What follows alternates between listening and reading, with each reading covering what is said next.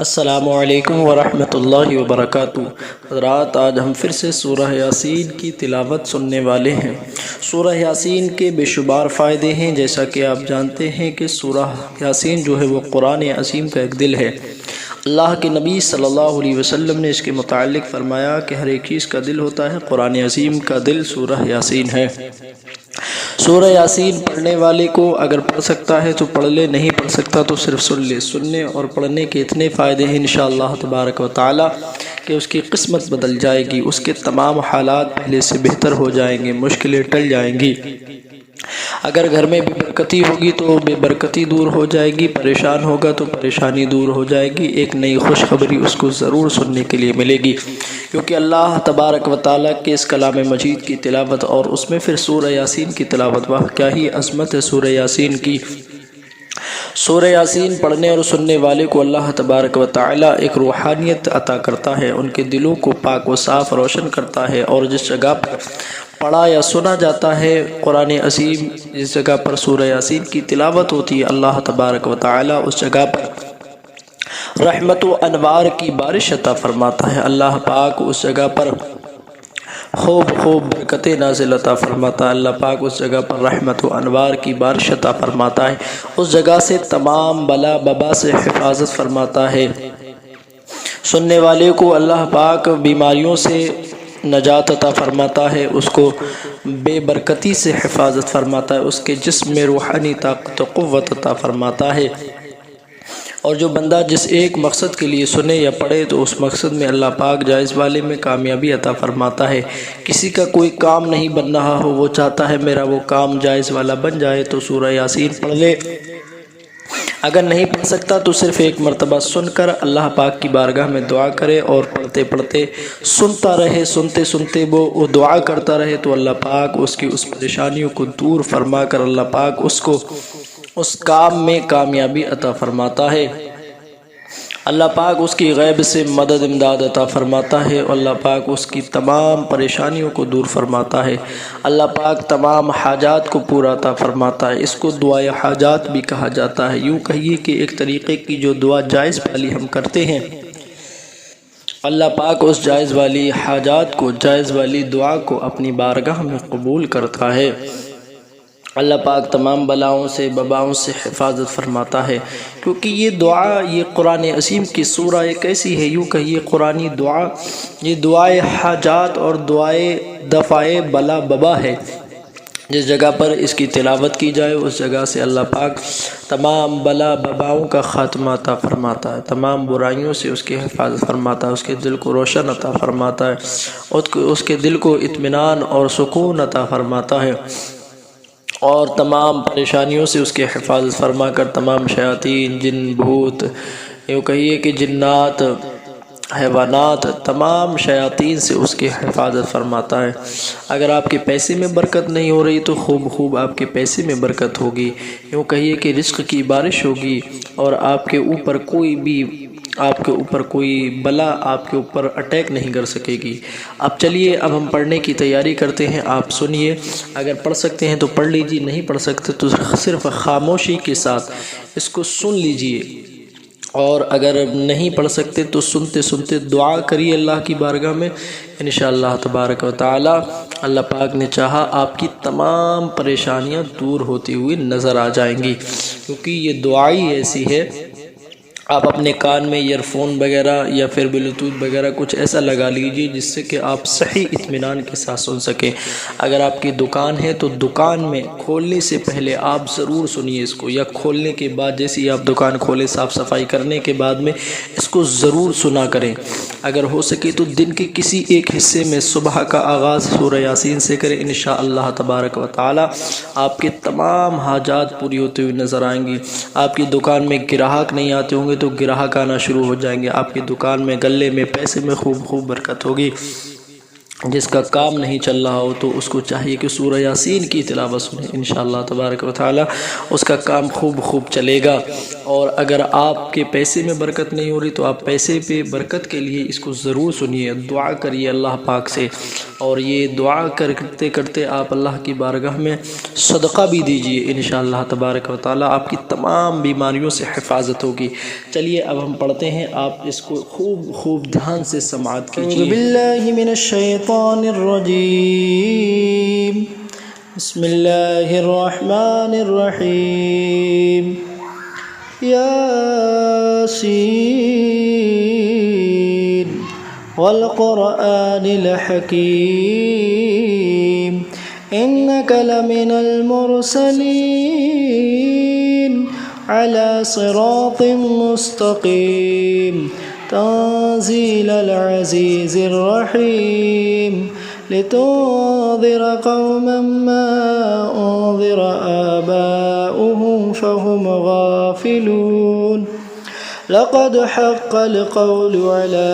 अक्सरिहिम फ़हुम ला युमिनून,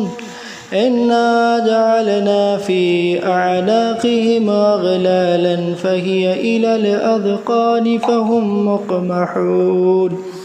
वजअलना मिन बैनि ऐदीहिम सद्दन व मिन ख़ल्फ़िहिम सद्दन फ़अग़शयनाहुम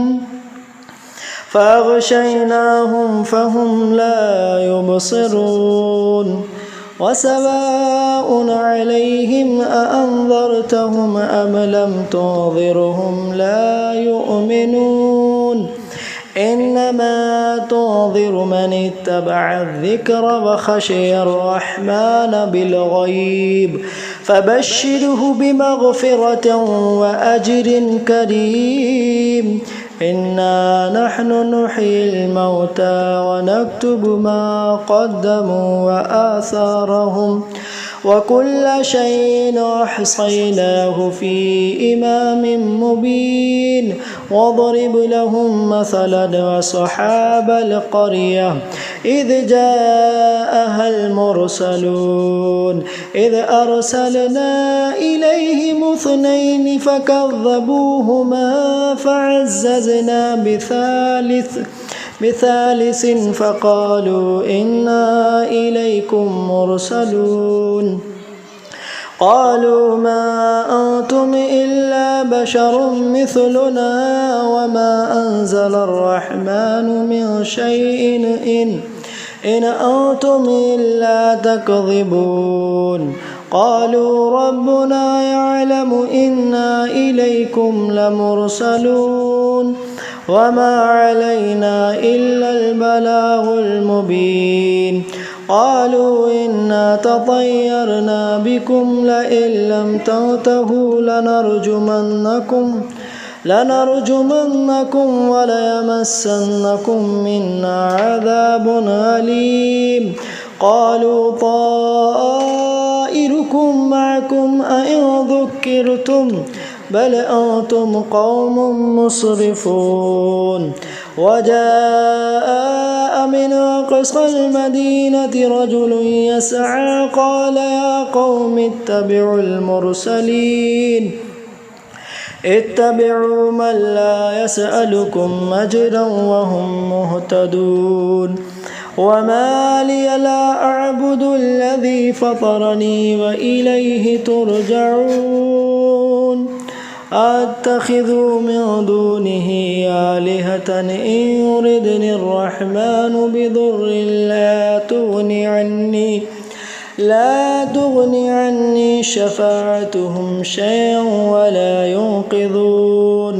इन्नी इज़न लफ़ी ज़लालिन मुबीन, इन्नी आमनतु बिरब्बिकुम फ़स्मऊन, क़ील उद्ख़ुलिल जन्नह क़ाल या लैत क़ौमी यअलमून, बिमा ग़फ़र ली रब्बी वजअलनी मिनल मुकरमीन, वमा अंज़लना अला क़ौमिही मिन बअदिही मिन जुन्दin मिनस समा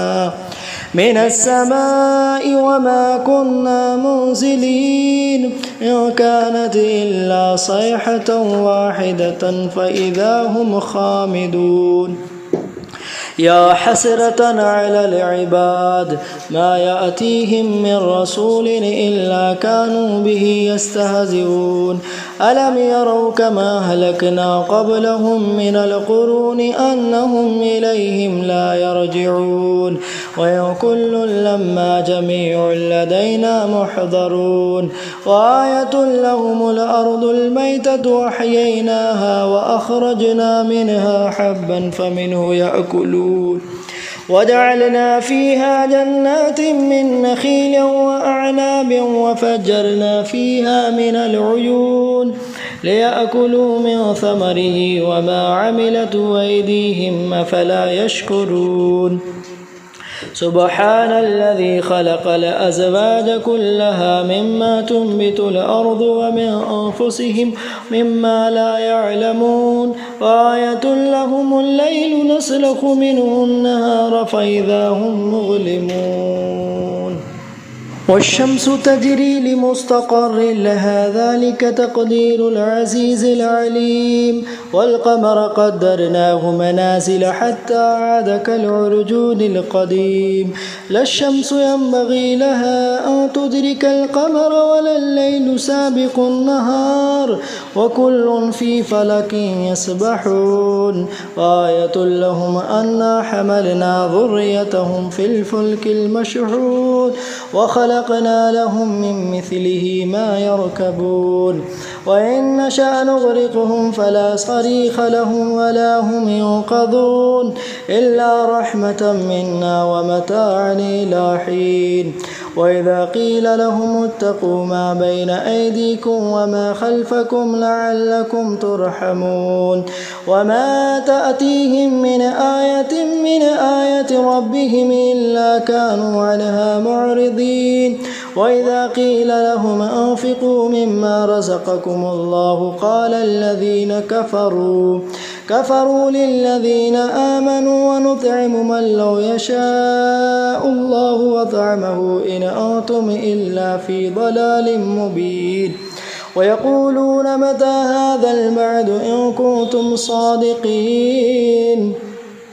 ما ينظرون إلا صيحة واحدة تأخذهم وهم يخصمون فلا يستطيعون توصية ولا إلى أهلهم يرجعون ونفخ في الصور فإذا هم من الأجداث إلى ربهم ينسلون قالوا يا ويلنا من بعثنا من مرقدنا هذا ما بعد الرحمن وصدق المرسلون إن كانت إلا صيحة واحدة فإذا هم جميع لدينا محضرون فاليوم لا تظلم نفس شيئا ولا تجزون إلا ما كنتم تعملون إن أصحاب الجنة اليوم في شغل فاكهون هم وأزواجهم في ظلال على الأرائك متكئون لهم فيها فاكهة ولهم ما يدعون سلام قولا من رب رحيم وامتازوا اليوم أيها المجرمون ألم أعهد إليكم يا بني آدم ألا تعبدوا الشيطان إنه لكم عدو مبين وأن اعبدوني هذا صراط مستقيم ولقد أضل منكم جبلا كثيرا فلم تكونوا تعقلون هذه جهنم التي كنتم توعدون اصلوها اليوم بما كنتم تكفرون اليوم نختم على أفواههم وتكلمنا أيديهم وتشهد أرجلهم بما كانوا يكسبون ولو نشاء لطمسنا على أعينهم فاستبقوا الصراط فأنى يبصرون ولو نشاء لمسخناهم على مكانتهم فما استطاعوا مضيا ولا يرجعون ومن نعمره ننكس في الخلق أفلا يعقلون وما علمناه الشعر وما ينبغي له إن هو إلا ذكر وقرآن مبين لينذر من كان حيا ويحق القول على الكافرين أولم يروا أنا خلقنا لهم مما عملت أيدينا أنعاما فهم لها مالكون وذللناها لهم فمنها ركوبهم ومنها يأكلون ولهم فيها منافع ومشارب أفلا يشكرون واتخذوا من دون الله آلهة لعلهم ينصرون لا يستطيعون نصرهم وهم لهم جند محضرون فلا يحزنك قولهم إنا نعلم ما يسرون وما يعلنون أولم ير الإنسان أنا خلقناه من نطفة فإذا هو خصيم مبين وضرب لنا مثلا ونسي خلقه قال من يحيي العظام وهي رميم قل يحييها الذي أنشاها أول مرة وهو بكل خلق عليم الذي جعل لكم من الشجر الأخضر نارا فإذا أنتم منه توقدون أوليس الذي خلق السماوات والأرض بقادر على أن يخلق مثلهم بلى وهو الخلاق العليم إنما أمره إذا أراد شيئا أن يقول له كن فيكون فسبحان الذي بيده ملكوت كل شيء وإليه ترجعون ياسين والقرآن الحكيم إنك لمن المرسلين على صراط مستقيم تنزيل العزيز الرحيم لتنذر قوما ما أنذر آباؤهم فهم غافلون لقد حق القول على أكثرهم فهم لا يؤمنون إنا جعلنا في أعناقهم أغلالا فهي إلى الأذقان فهم مقمحون وجعلنا من بين أيديهم سدا ومن خلفهم سدا فأغشيناهم فهم لا يبصرون وسواء عليهم أأنذرتهم أم لم تنذرهم لا يؤمنون إنما تنذر من اتبع الذكر وخشي الرحمن بالغيب فبشره بمغفرة وأجر كريم إنا نحن نحيي الموتى ونكتب ما قدموا وآثارهم وكل شيء أحصيناه في إمام مبين واضرب لهم مثلا أصحاب القرية إذ جاءها المرسلون إذ أرسلنا إليهم اثنين فكذبوهما فعززنا بثالث فقالوا إنا إليكم مرسلون قالوا ما أنتم إلا بشر مثلنا وما أنزل الرحمن من شيء إن أنتم إلا تكذبون قالوا ربنا يعلم إنا إليكم لمرسلون وما علينا إلا البلاغ المبين قالوا إنا تطيرنا بكم لئن لم تنتهوا لنرجمنكم وليمسنكم منا عذاب أليم قالوا طائركم معكم أئن ذكرتم بل أنتم قوم مسرفون وجاء من أقصى المدينة رجل يسعى قال يا قوم اتبعوا المرسلين اتبعوا من لا يسألكم أجرا وهم مهتدون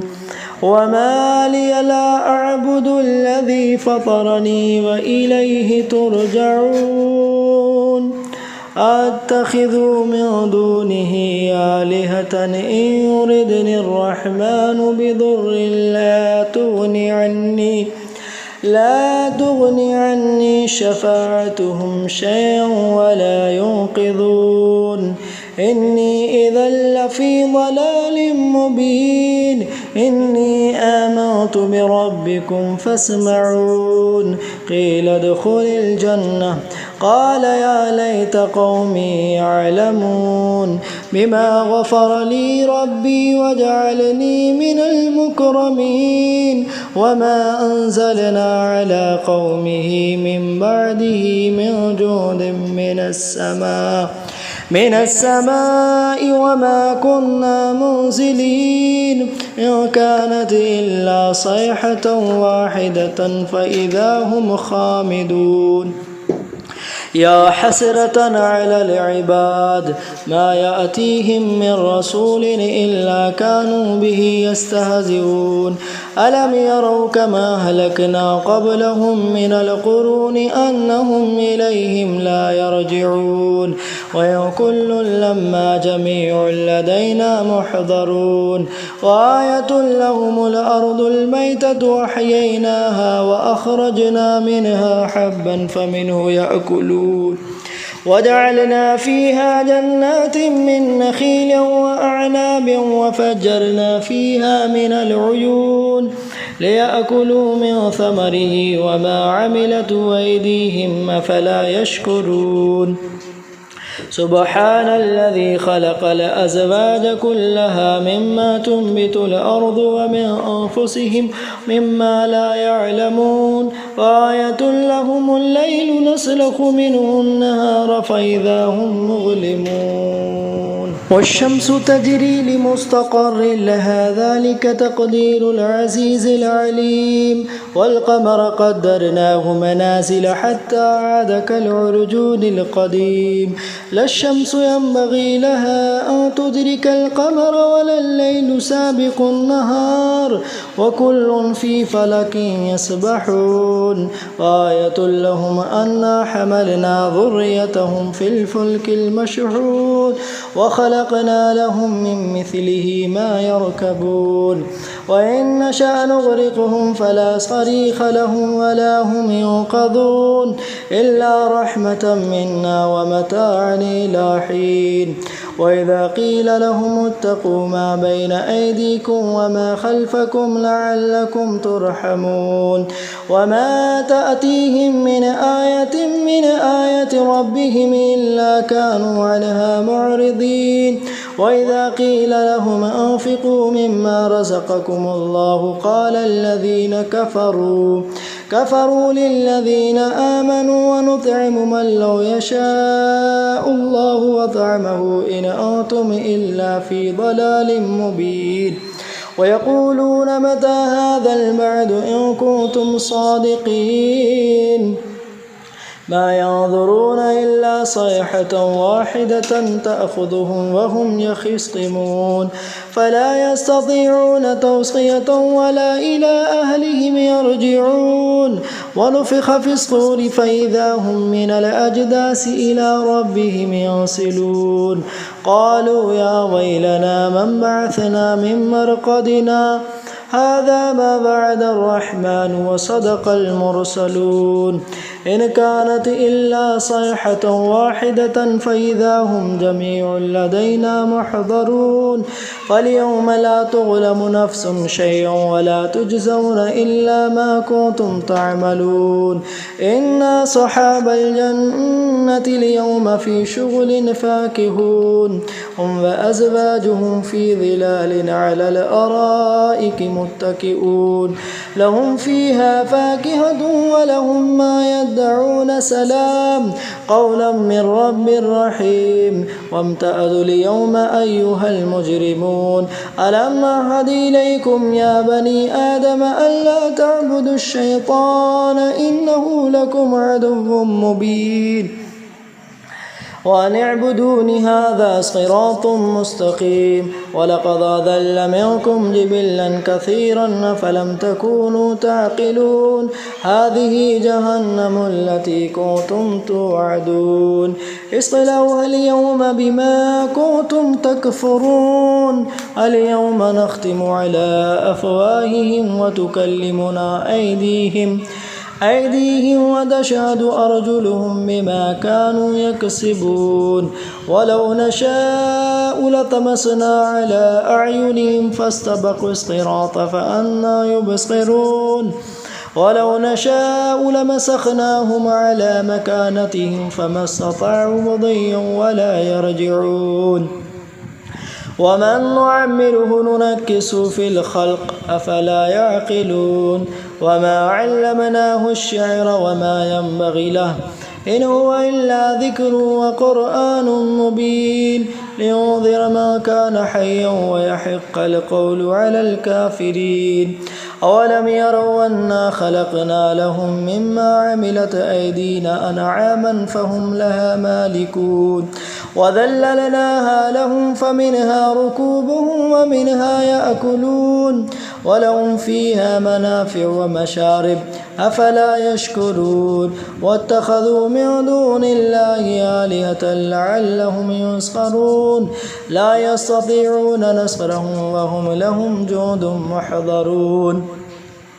فلا يحزنك قولهم إنا نعلم ما يسرون وما يعلنون أولم ير الإنسان أنا خلقناه من نطفة فإذا هو خصيم مبين وضرب لنا مثلا ونسي خلقه قال من يحيي العظام وهي رميم قل يحييها الذي أنشاها أول مرة وهو بكل خلق عليم الذي جعل لكم من الشجر الأخضر نارا فإذا أنتم منه توقدون أوليس الذي خلق السماوات والأرض بقادر على أن يخلق مثلهم بلى وهو الخلاق العليم إنما أمره إذا أراد شيئا أن يقول له كن فيكون فسبحان الذي بيده ملكوت كل شيء وإليه ترجعون۔ سورہ یاسین یہاں سے مکمل ہو چکی ہے۔ اب آئیے ہم مختصر سی دعا جو کرتے ہیں وہ دعا کر لیجئے، اور اس دعا میں سارے لوگ آمین ضرور لکھیں، اور اپنے لیے دعا کے لیے جس دعا کے لیے کروانا ہے جو دعا وہ دعا ضرور لکھیں کہ ہمارے حق میں اس لیے دعا کر دیں۔ یا اللہ پاک ہم نے جو سورہ یاسین پڑھی ہے، یا اللہ پڑھنے میں کوئی غلطی خامی ہو، یا اللہ حضور کے وسیلے سے ان خامیوں غلطیوں کو معاف عطا فرما۔ یا اللہ ہمارے اس پڑھنے کو، سورہ یاسین کی تلاوت کو، قرآن عظیم کی تلاوت کو پڑھنے سننے کو اللہ اپنی رضا کے خاطر قبول فرما لے۔ یا اللہ اس کی برکت سے ہم سب کی تمام پریشانیوں کو دور فرما دے۔ یا اللہ اس کی برکت سے ہم سب کی تمام بلا ببا سے حفاظت فرما۔ ایمان، عقیدے، جان، مال، عزت، آبرو کی حفاظت فرما۔